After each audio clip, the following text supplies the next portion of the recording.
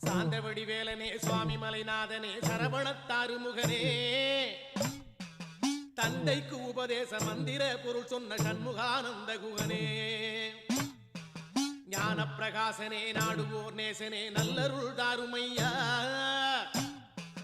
வானவழி தன்னிலே தோகை மயில் மீதிலே மறவாமல் வாருமையா